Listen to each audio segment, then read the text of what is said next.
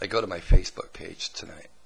Now, a friend of mine from Chi-Town posts Spike Lee's address on my Facebook page.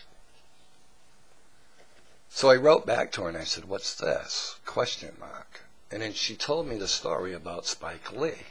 And I was like, wow, I knew nothing about it. I have to be honest with you, I knew absolutely nothing about it, because the Trey Martin case is nothing that I'm actually paying any attention to be honest with you. Now, I posted tons of links to different stuff, because that's the kind of stuff that I find to be important that's going on so far about this case. But what we know actually happened in this, nobody knows, and until all the information comes out, all it is pointless conjecture, or it's race baiting.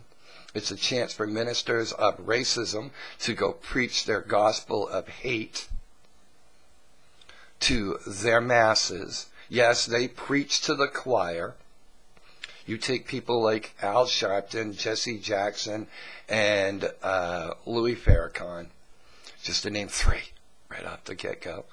That's what they do. But evidently you can add Spike Lee, because now he is becoming the filmmaker of hate. I mean, good God, what is the matter with Spike Lee posting George Zimmerman's address? And then the problem was he got it wrong. So what he did was he posted the address of an innocent person. You got the Black Panthers going out and offering $1 million bounty on the head of one George Zimmerman. I posted these headlines. As long as you have the ministers of hate inflaming their racist rhetoric, we all know absolutely nothing about this case. We know absolutely nothing that happened. And what's neat about it is if you kick back and you wait, time has a way of conveying the truth to you on really what truly transpired in these events without the inflaming of different types of hate groups.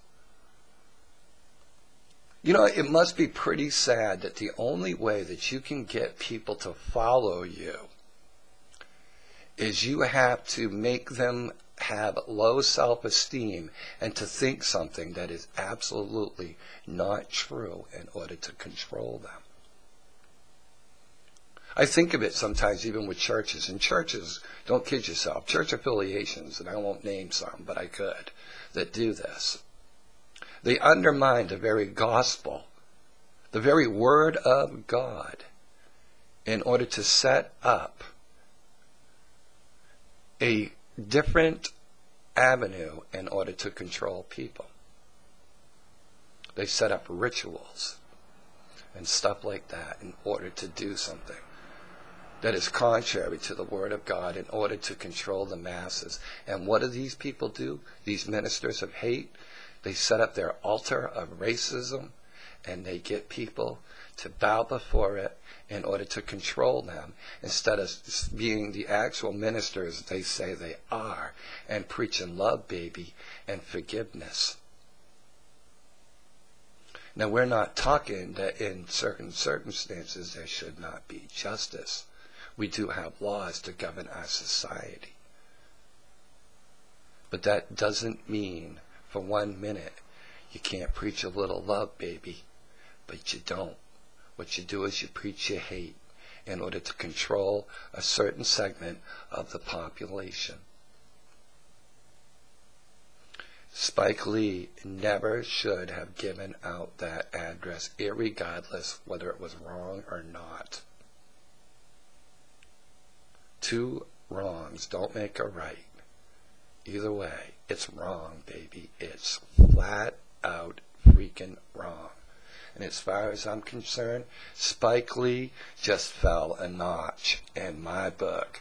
I know it's one thing, okay? I understand, okay? I really, truly do understand. I don't say that I know anything about it, but I do understand the culture.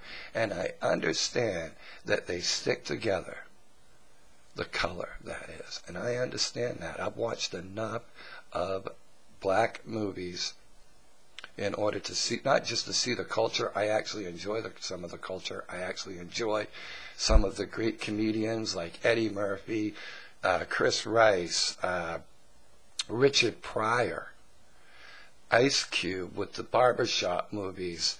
I mean, oh my God. There's so much I can't even tell you how much I've enjoyed, and I have tons of the movies. But damn, this is a part of a culture that you stick together. I understand that, man, but that's not the way to do it, baby. That's not the way to do it. It's not about being with the man. It's actually about uplifting the man, and you're not uplifting. What you're doing is you're tearing down to the basest. It's not right. I'm Tim Donovan, and I'm on the right, reporting to you that Spike Lee made a big damn mistake, irregardless of whether it was the wrong number or not, here on the right side of Kennybunk.